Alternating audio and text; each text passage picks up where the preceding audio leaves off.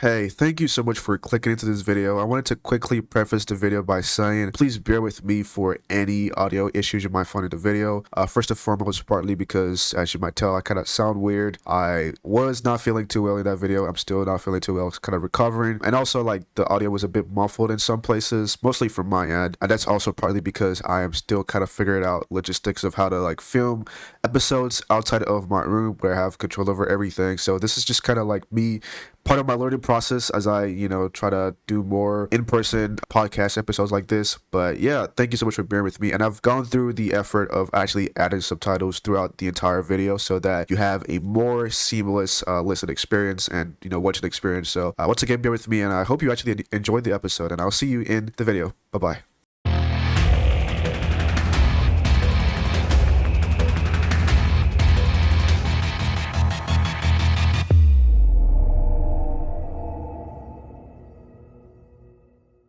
How many hours are we trying to set this up? Like two, almost two? Almost 2 hours now. So I hope it turns out good, but it would be great if you could like the video, subscribe, comment, all of that, so that all of this work is actually worth it. Right. But today with me, I have Trey, and this interview I think it's been a long time coming, but like we never actually talked about it. And then I recently had a interview with Travon, and it's like, wait, we actually should have an interview with you as well, because like I've definitely been seeing your journey from behind the scenes. Like I've had the pleasure of like just kind of seeing you like especially transition from like, more defensive role to a more offensive role. Right. And it's just been kind of cool seeing that, and we've kind of like got to know each other over time. So all that aside, let's get started with like who you are and what you do. For sure. Yeah, for starters, thank you for inviting me to your platform. Of course. Definitely an honor. For starters, so my name is Travon. I'm currently an offensive security engineer. Previously, I was a cybersecurity engineer, like a generic sort of role, more defensive side. Worked in the Department of Defense for a while, and here I am now. We can dabble more into the granular, my transition. Nice. But yeah, currently as an offensive security engineer or red teamer. So you're one of those people who work for those 3-letter agencies? Used to, at least. Yeah. How's that like compared to like working in the private sector? Political, there's a lot of sort of, I walked on eggshells, to say the least, right? Like I never knew when I was in the right or in the wrong about something. Yeah. And obviously I never wanted to be in the wrong, and so I kind of just played everything safe. Yeah. I ensured that I pretty much had my credentials going into it. I kept a clean whistle. Obviously I still keep a clean whistle, but it's just like I always felt like I had to ask before doing when working with the public sort of agencies, if you will. No, that makes sense. I mean, I'd hope someone who works for the DoD would be a bit careful. Right. But that's definitely good to know. So like let's get a little bit deeper into like how your career started. Yeah. So I know you went to college. I don't know if you did a cybersecurity major, but let's kind of how did your career start from like let's say college all the way into like working in the defense industry and then to where you're at right now? Yeah. So for starters, I actually went to school for track and field. Really? Right? So I really had no interest in like cybersecurity. As a major or like? That was just like I had a full scholarship for track and field. Okay. So like I went to school. That was how I funded my way to school. Gotcha. I can't say I wasn't ever interested in technology, because I've always been interested in technology, but I never really knew the career paths associated with tech. Yeah. And so I remember sitting on the decision line, the admissions line when you enroll into school. Yeah. And my advisor at the time, or who would be my future advisor, she's walking up and down the line. She's like, she stops and she looks at me. She's like, I think you would want to be in cybersecurity. And I was like, what? Like, what's that? Random. Yeah, like, what's that? And she's like, it's an up and coming sort of major. At the time, it was one of the few. I attended a university that offered it, and might have been the only one in the East Coast that offered it at the time. Yeah. So shout out to Virginia Union University. It's a HBCU. Yeah. And she said, like, I think you'd be interested in this major. It's sort of like a game. Do you like games? Yeah. I'm like, she's like, it's like, good guys versus the bad guys, essentially. Yeah. You just need to ensure that the bad guys don't, penetrate into the environment, right? Yeah. So that's all I needed to hear at the time. And so I said, okay, cool. Like, so I didn't go into my first year undecided. Not that there's anything wrong with that. Yeah. So I was able to make a decision right on the spot. Yeah. My mom was happy, my parents were happy, and I was like, all right, cool. Like, this is what I'm going to roll with. And so, yeah, eventually matriculated throughout school. I did, 4 years, acquired my cybersecurity degree, my bachelor's of science in cybersecurity. And my senior year was the first time I really got practical experience. I think for the most part, most of my matriculation was sort of general, OSI layers, understanding terminology as it relates to hardware, networking, et cetera. So it wasn't until my senior year where I received an internship that I finally got my practical experience. It was a help desk role for the most part, but I was lucky enough to get experience with like SIMs and, certain vulnerability scanners, et cetera.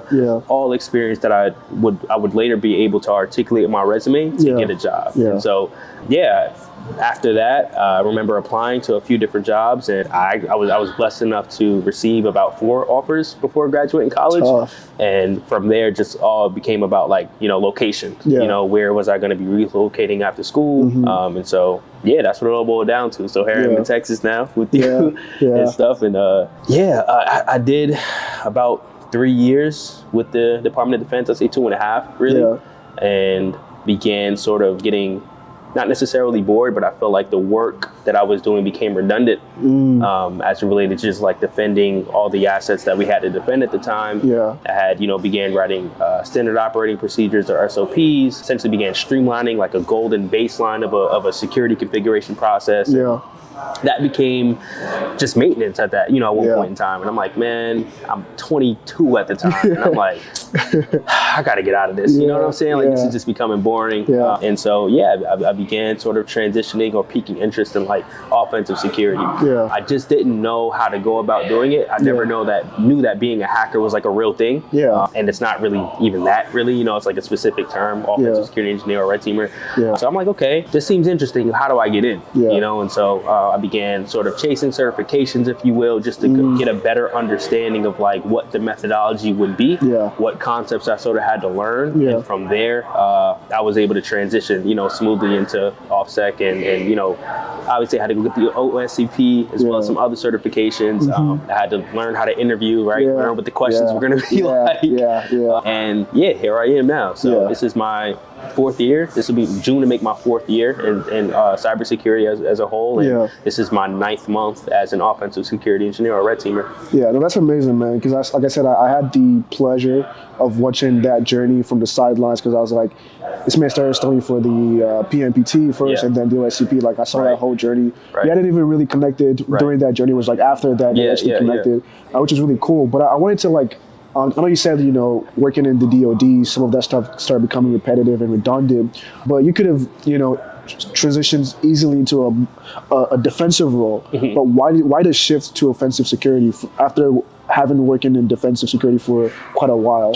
So I began wondering. I think I just like have like this sort of inquisitive nature about myself from time to time where I felt like, what is it that I'm really defending against? You know what I'm saying? Like I'm spending time ensuring that, we're configured a certain way to, prevent adversaries from, breaking into our environment. But like, how would they if they could in the first place? You know what I'm saying? Like if I'm something as simple as implementing a certain patch, right? Like what is this patch preventing, right? Like what is this specific configuration in Active Directory preventing? You know what I mean? And so I began sort of wondering that. And at the time I wanted to sort of like produce POCs, like, a proof of concepts for those wondering of exploitation, right? So I wanted to know like, if somebody were to be able to, break into this, like how would they go about doing it, but you have to be very careful. And the DoD, or at least I had to be very careful because everything was production. So I couldn't like bring anything down. And so I would oftentimes try to just mimic the environment to some degree, like a virtualized environment, just to see like, okay, I have this exact replica. Let me fire off some, payloads or whatever, may have you and see what happens. Just so I could, maybe tell my higher ups at the time, like, hey, this is what we may be susceptible to. You know what I mean? And so that began just piquing my interest, I always felt like that I did have the opportunity to work around some ethical hackers, if you will, throughout my tenure. And I felt like those guys had a certain poise about them and they were respected at a different sort of like level that, I aspire to be respected at some point in time in my career. And so that was sort of like my motivation for it. That's really cool. That's really cool. I think that's one thing that I have kind of, I'm not, most of my colleagues are like more in the defensive industry, but when I've sort of like interacted with people who are in the offensive field, they have like this inquisitive nature to like, I really want to get to the bottom of this, right? I think that's really what helps them to be really good at what they do. Right. I think that's really what has helped you be successful at getting into this industry. But I want to kind of, I want you to like walk me through your mind of the process from going to, having no offensive knowledge to doing the PNPT, OSCP, and CRTO. Because like that was like that was quite the journey for you, right? Starting from like, okay, this is like a new journey, this is like a new domain I'm actually trying to get into.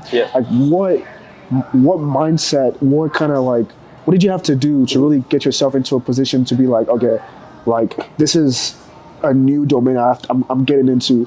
How do I approach it? And then getting all these certifications within a relatively short period of time. About a year. And like these are like not easy certifications. These are like the OSCP, for example, is like one of the most respected certifications in the industry and one of the most difficult ones, right? PNPT, of course, the CRTO.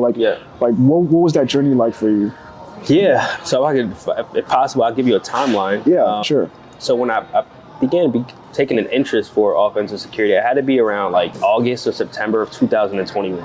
Right. And for those that are familiar with the DoD, they will support certain certifications as long as they ensure a certain level of compliance. That's 85, 70, whatever people love to hear about, talk about. So there's only certain certifications that they're willing to pay for. Security, all the CompTIA certifications basically, and the CEH, which is EC Council. So I'm like, okay, if they're not going to pay for like the OSCP or the PNPT or any of these other certifications, like the closest I'm going to get, in terms of like leveraging my current opportunity is going to be the CEH. Yeah.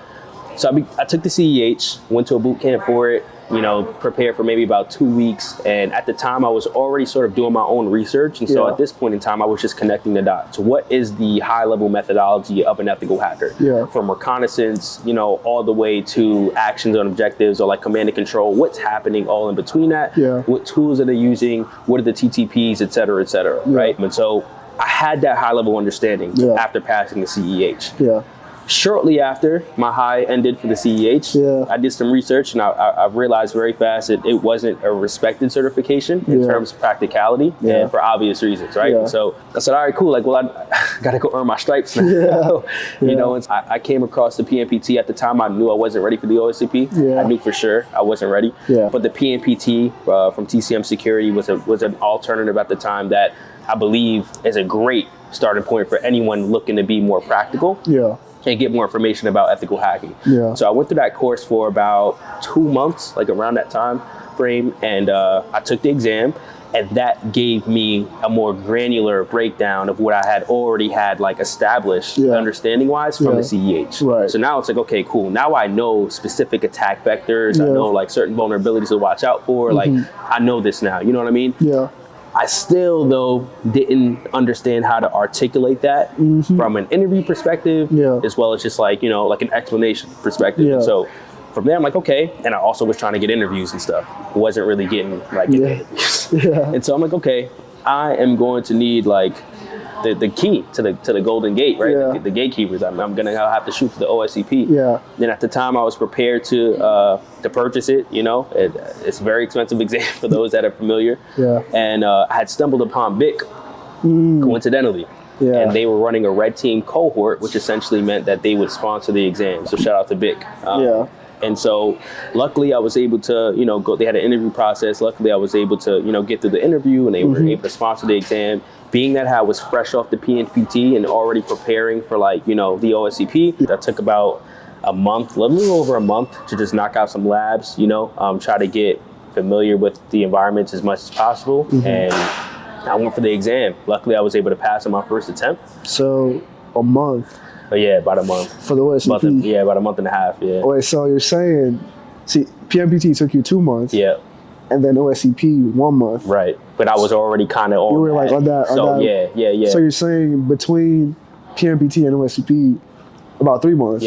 That's crazy. About 3 months. That's crazy. But I was locked in, and I mean, I could go on a like quick tangent.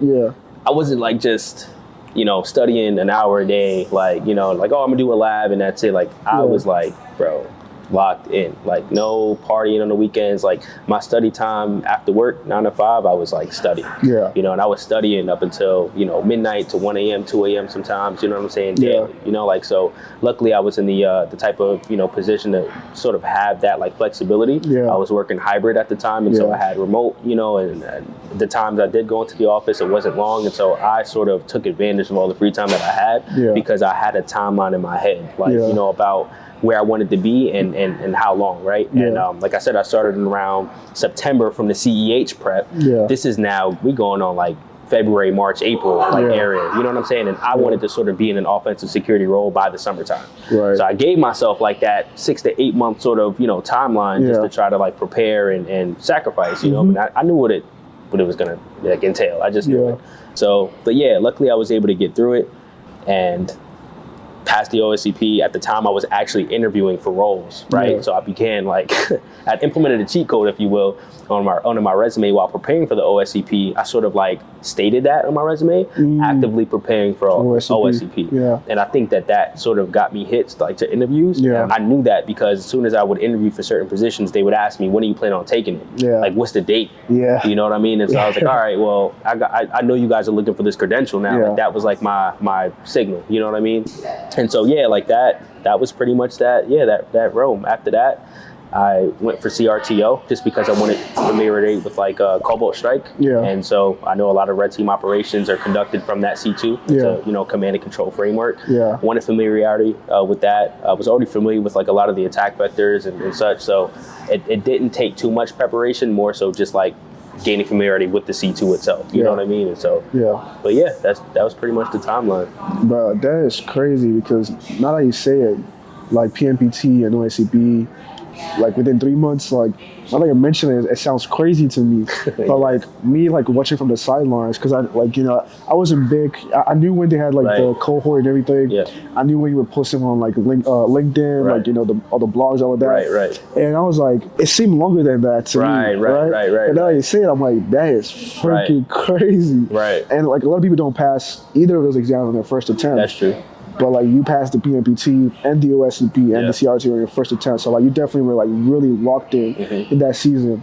So like, what I want to ask about that is like, in that season where you were really locked in, like no partying, but like you were so focused on what you're studying. Like, what were some really key skills apart? Because obviously you learned a lot of technical skills, but like aside from that, what were some other skills you learned in that period where you were focused on like, you know, studying and really trying to transition into this new field? Soft skills did play a factor just through interviews, right? Yeah. During that time, I understood that, like, you know, I wasn't achieving as much or receiving as much success as I wanted on the interview side at the time, despite having or gaining, you know, different credentials. And so I sought to get a mentor. And it sounds crazy, but like the mentor at the time was the cyber mentor. Like right? Like that was the guy I kind of reached out to. Yeah. And I asked him, I'm like, look, man, like, I need some help. Like, you know, I just got your certification. I feel like I'm not really, you know, getting into those interview rooms, or I'm not really, you know, able to seize those opportunities. Like, what can I do different? Yeah. And so we've had, you know, I've had the opportunity, been blessed enough to like sort of, you know, converse with him, you know, throughout that time period to sort of get like a better direction of like how to interview, if you will. And so I realized that soft skills and the ability to articulate what it is that you're capable of doing into an environment is very important. You know what I mean? Not so much listing out that I'm familiar with Burp Suite or Nessus or Nmat, but actually explaining how those tools are able to be utilized during an assessment, right? Like, how are they beneficial to me? You know what I mean? Or to the organization. And so that was like something that I began like gaining, in addition to just like interview rep, you know, getting those battle wounds, to say the least. That was something that, you know, I also had to just go through, because I realized that no matter how technical I am, like, I'm only going to gain more experience from sitting in the opportunity. So I have to get an opportunity. But like, how? You know what I mean? And so a lot of heartbreaks during that time frame. A lot of companies that I thought I was the perfect match for didn't get it. You know what I mean? But that is kind of what like made me stronger. You know what I mean? Yeah, no, I definitely feel that, because like one thing I still want to work on myself is like being really articulate. Right. And I'm always very jealous of people who are really articulate, right? Like yourself.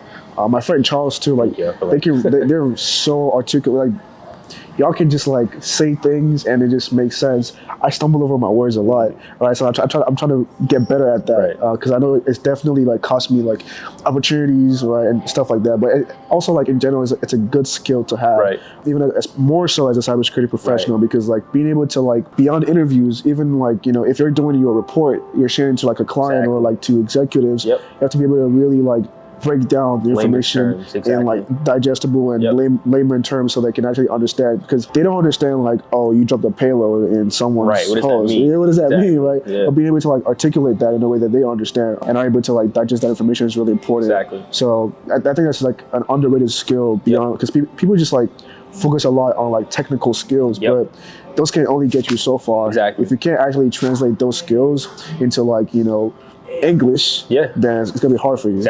And that's sort of what you are assessed on during interviews, during offensive security interviews, right? Like aside from maybe having to do like a CTF or something, depending on the company, they're asking you, okay, like how would you deliver this like report if you found this finding, right? So not only do you have to be familiar with the technology associated with whatever finding it is, but you have to be familiar with what it could be exploitable to and how to actually articulate that to a non-technical client. So it's like a lot kind of going on that you have to be able to process in like a short period of time, But writing definitely helped me like develop that. Like as you mentioned blogs earlier. I don't know if you recall, but like I was writing a lot of blogs. You know what I'm saying? And I felt like that helped me. At the time, I didn't realize it was helping me, but I just wanted to sort of help other people that may have had the same questions I had, like understand it at a very like layman terms sort of like level, So no, that's really good. That's really good. Hey guys, I hope you're doing well. I apologize for interrupting the video, but I wanted to share some important news with you all. I am excited to be partnering with the EMU International Scholarship Fund, which is also known as the Ejiro M. Ukiri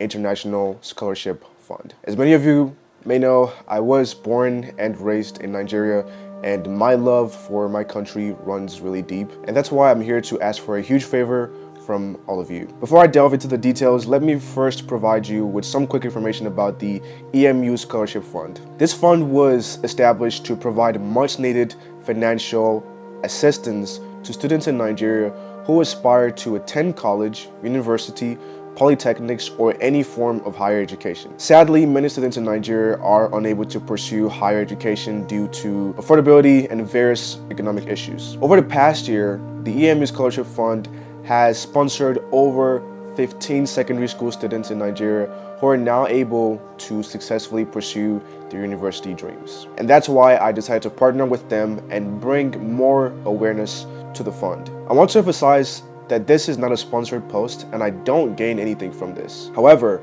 as a token of my appreciation for your support, I will be randomly selecting 3 donors and offering each one a one-on-one 45-minute meeting with me. During this meeting, you can ask me anything related to cybersecurity career guidance, resume review, or even interview help. It's entirely up to the chosen donors how they wish to utilize this opportunity. I request that you donate to the scholarship fund instead of paying me directly. By doing so, you will enter yourself into the raffle for the one-on-one meeting. I understand that this may not seem like much, but it's really the best I can offer, and I'm truly grateful for your support. The link for donation will be in the description below. Now, without further ado, let me allow you to enjoy the rest of the video. Another thing that is also really like cool about your experience is like you are passionate about helping other people get into the industry, right? And I know this because like I follow you, and I'm like, oh, you're like, even on the Discord, you're like, man, like, it's so cool to see like this person has been able to get this opportunity, and you don't typically like take the glory, but like you had a part to play in that. So like, can you talk about how like like why you do that and like how like that looks like when you're taking responsibility for trying to also pull someone up and get them into like a security position? What does that look like for you?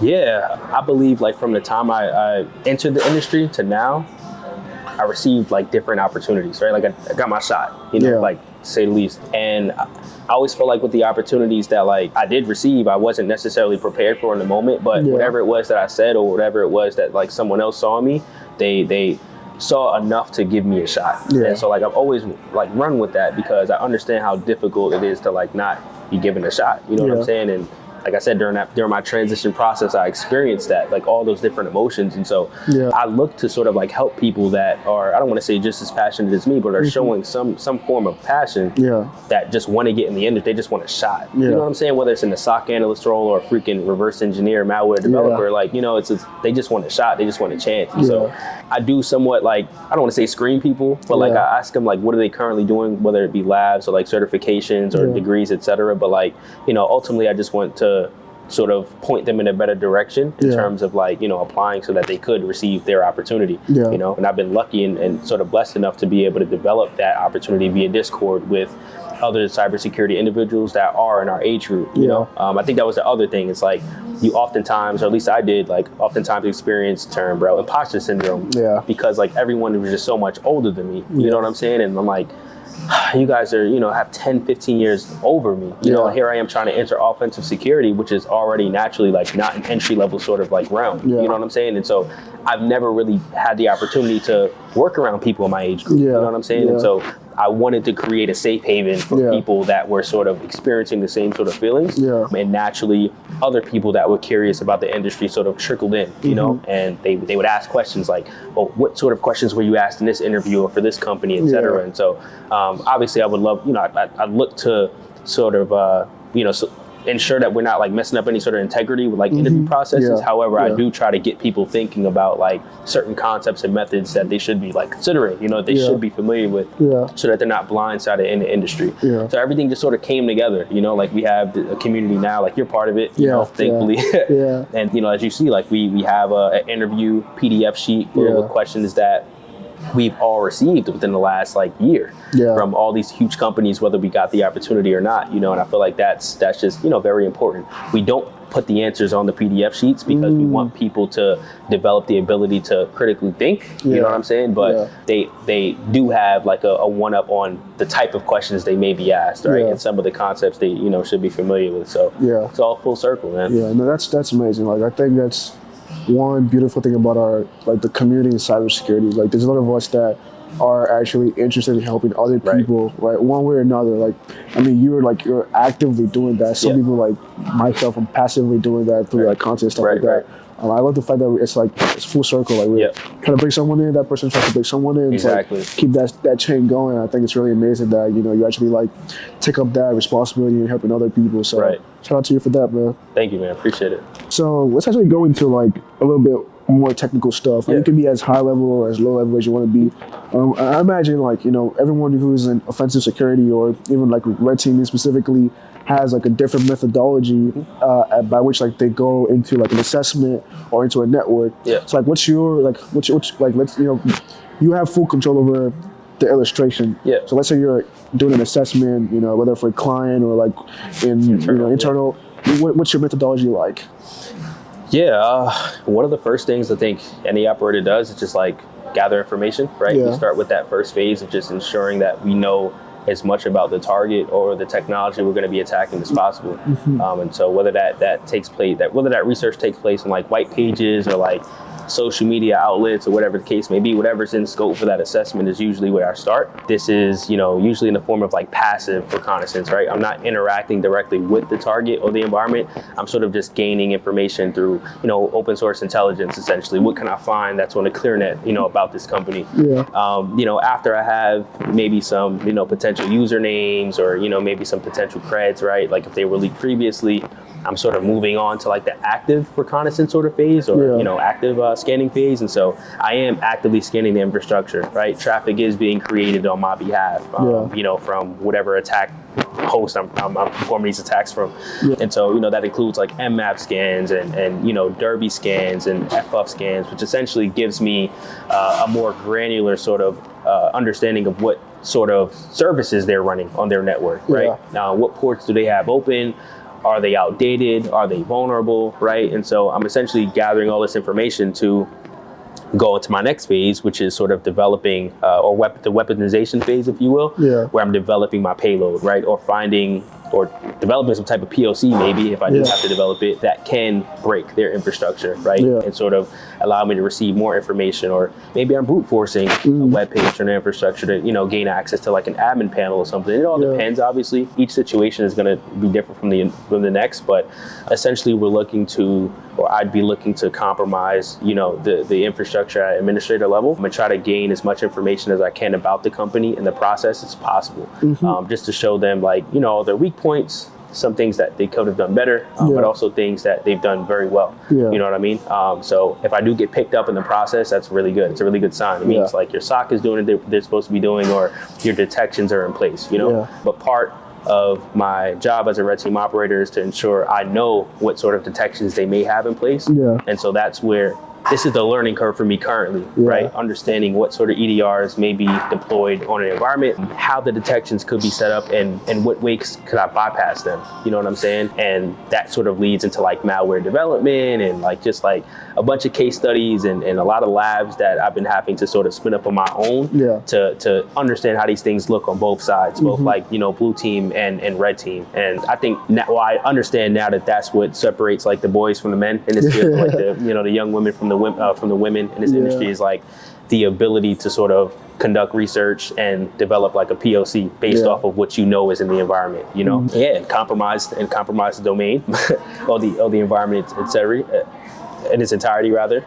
and compile somewhat of a report, obviously, to be able to articulate those findings, you know, to the client or, you know, to whatever stakeholders are involved later on in that process. So, I know I probably said a mouthful for those like watching and stuff, but that's at a high level, you know, but still somewhat technical about, you know, how I think. No, that's really good. I think one thing I like about two things, I guess, is, well, as a, you know, someone who works on the defensive side, you said that if our detections, you know, catch your actions, like that is like you're doing something right. Another thing that's like also cool is like I like the concept of like defense evasion, but I also like better the concept of like how do I consider defense evasion into my detections, right? Because as a red team or as a pen tester on the offensive side, your goal is to, I think more on the red team side, your goal is to be as stealthy as possible, especially if you're trying to like model after like an APT or something like that. You want to like do things like, because they're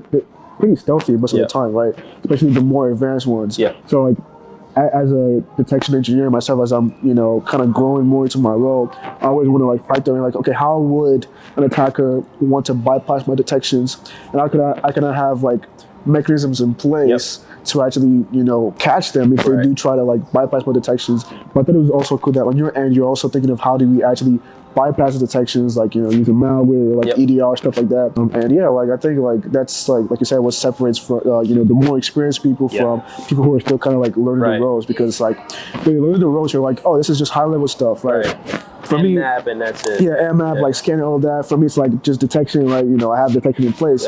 But now, like as you're going higher, it's like, okay, like it's not just like all of that. It's like, okay, like there's some more in-depth and more advanced things that I want to be able to add to my arsenal, make me better at what I do. And also for me, on my perspective as a detection engineer on the defensive side, is like, okay, I also have to factor in that these people are smart. And there's ways that by which they want to, like, you know, bypass what I've put in place. So I think that was pretty cool. You also have to be prepared for like internal threats, right? Like I think like assume breach is a very important concept that a lot of companies are beginning to adapt, right? Or adopt rather. And it's something you have to consider, because as we've seen in recent events, I won't name any names or of organizations, but you see that the internal employees are like the biggest problem, right? Like, or even people that are ignorant to certain attacks. They may, you know, click on a certain payload or a certain link or something that now the adversary has full access or full control, you know, within the environment. So it's a lot to kind of consider in that process. That's definitely. You have a thing for Legos. You have like way more Legos than I've ever seen like someone have, and like the Legos are like so complicated. But like, what's that about? Yeah, man. Like so. And sorry to cut you off. As and like it's kind of counterintuitive because you're an offensive person. You're into breaking stuff. So like, why would you want to build stuff? In order to break, you have to know how to build, if that makes sense, right? That's like a, you know, a fast answer, but like in all seriousness, like Legos kind of helped me with like my anger issues. I don't have like the worst anger issues, but like I had anger issues. And so when I began to like building these more sophisticated Lego sets, if I messed up at a certain part, it would prevent me from breaking them. You know what I'm saying? Because I knew I had spent 4 or 5, 6 hours, like, you know, and so like it would make me basically like take a step back, think about where I may have messed up, take some of the, you know, Legos apart, and sort of like figure out how I can fix it and move forward. You know what I'm saying? If I couldn't do that, then it's like, okay, well, how do I build around and sort of still like get to the end goal? You know what I mean? And so that was just like a more like piece thing like that I wanted to pick up. And so it wound up being Legos, man. For other people's, like, you know, it could be other hobbies or whatever, but Legos is definitely mine. Yeah, no, I appreciate the transparency in that, because like, you know, I see all the time and I'm like, why does this man always doing Legos? This grown man building these Legos, bro, like these toys. No, but I think it's pretty cool. I think it's pretty cool. I have a really nice collection. Thank of you, those I appreciate it. They have a huge backlog too, man. I have to build. That's crazy, man. But that's tough. But just to wrap things up, I like to ask everyone this question. It's pretty generic. Everyone asks these questions, but I always want to get everyone's, like, you know, new perspective on it. So obviously, like, you went to college for cybersecurity. Like, what is your opinion, you know, based on your college experience, but also based on like what you've seen getting into the industry and also like transitioning within the industry? What's your opinion on college in regards to that? I think the college experience is going to be different for everyone. Yeah. Depending on who you are and like what your aspirations are, like obviously like the outcome is going to just always be different. I personally knew that like me getting a degree and that being it wasn't going to be enough. You know, I needed to take advantage of all networking opportunities that I could, all potential pipelines that I could, right? Because me personally, I went to like an represented university, if you will. We didn't have the resources to sort of like get an internship straight out of school, right? Like I never had that opportunity. And so I think for most that think they can just go to school and like go and get a degree, and now they're gonna have like a job paying 6 figures, like that's not realistic at all. I think for the person that is willing to, you know, add the degree or use the institution as like a stepping stone, right, or a leverage point into like additional opportunities down the line, whether it be employment or like, you know, opportunities or internships, I think like, you know, it's like up to them, you know what I'm saying? But it's a topic that I think is very controversial. You know, some people think that they're just going to go to school and that's going to be it. But, you know, others know that like, unless there's like a pipeline, like a solidified pipeline, you know, you're guaranteed to get an internship or a job. Like I can't say like which one is better than the other, you know. I know plenty of people that don't have educational, like they have an educational background, but not a college degree, that have certifications, or maybe just knew someone that understood that, you know, they had a certain type of skill set based on their own like home labs and stuff, and they were able to get their opportunity, they were able to get their shot, you know. So I'd put experience over, you know, college like any day. You know what I mean? So. No, that definitely makes sense. I mean, like experience just trumps everything. Right. It's like it's tangible. Beyond just like college, because like, you know, college, of course, like curriculums vary and experiences vary, so like, you know, it can be really different. But then, you know, on that same note about certifications, right? I'm sure like you might have a different perspective on certifications, because like they were a huge part in your transition into like, you know, offensive security, but those are like really practical certifications. But I want to know like what's like in terms of breaking into the industry as well as transitioning, like. What is your take on certifications, and how should people approach certification? I think practicality wins every time. I think you definitely should have like a solid understanding or a baseline, right? So Security Plus is always something that I urge people to take if they don't already have it, because that's going to give you the fundamentals, right? You'll understand certain terminology and the lingo at a high level. But if you're looking to transition, in my case, like into offensive security, practicality is going to win. You're not going to be able to really understand how to articulate a certain attack vector unless you understand how, like, unless you conducted it yourself, right? And so, I pretty much urge people to do anything practical, whether it's creating their own Active Directory lab, just so that they can understand how configurations work and, you know, why something may be vulnerable to a certain attack, right? Like, you know, for a privilege escalation vector or whatever it may be. Having that experience is very important, you know, rather than just having a written certification, if you will. No, like I feel like everyone that I've had a conversation with about it has the same opinion. For example, like on the defensive side, like we always recommend the blue team level 1. Because it's more practical, right? Like the more experience you have hands-on with something, the easier it is for you to get on the job and rolling, but also like articulate those things in the interview, right? To get an interview. Because think about it, most people that have a job aren't looking to like, that are in cybersecurity are looking to like get another job in cybersecurity. They know at this point in time what's expected of them, but you know, we're talking to the people that are like, that have no clue, right? That think the Security Plus is the end all be all. It might have been 5 years ago. It might have been, you know what I mean? I didn't even need the Security Plus at the time to get my first opportunity. I had the opportunity to acquire it during my, you know, my tenure at my last job. And so, you know, some people think like that, but I try to urge people as much as I can to be more practical. You know, even if it's like watching somebody else be practical, right? Like, or doing a hack the box, for example, and reading a write-up, just understanding how, like, you know, an attacker may think, or like how, you know, an operator may think is very, very important, right? Because you're only going to be high level for so long. At some point in time, you're going to have to be granular. You're going to have to, you know, get your hands dirty, to say the least, and actually get the job done. So. No, practicality trumps everything. But it's kind of round up, like, you know, you've talked about a lot. You've dropped a lot of gems, like, shared your experience. Like, you've really, like, you know, given us, like, a inside view into like your life and your journey into cybersecurity, and also like, you know, transitioning and even moving forward. But just to round up, like, you know, for anyone out there who's like looking to like get their foot in the door, get their first job, their first internship, right?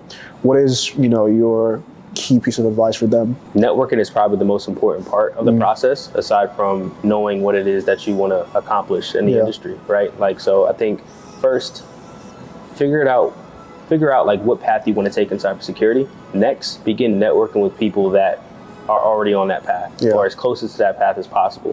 Whether it be in a Discord group, social media, LinkedIn, at your own job, right? Leverage those connections and those potential opportunities so that you can get a better understanding to, you know, sort of curate your development path. You know what I'm saying? And not just be studying sort of random information that has no relevance to what it is that you want to accomplish, you know? So I think between the two of those, you'll begin finding your way, you know? Naturally, you'll understand how to better articulate your resume over time. And, you know, we can get into like, you know, how to apply, how to interview, et cetera. But it all starts with understanding what path you want to take in cybersecurity first. Yeah, man, that is so real. And I appreciate you sharing all of that. And thank you so much for doing this with me. I appreciate you, man. I appreciate the invite, you know, like we have to reverse roles one day. You know what I'm saying? And get you like on a platform and talk about your journey, man, because you've accomplished a lot. I appreciate very fast. You know what I'm saying? So this is an honor just being here, you know, very humbled and appreciative of the opportunity, you know, so thank you again. Most definitely. Thanks for hopping on. And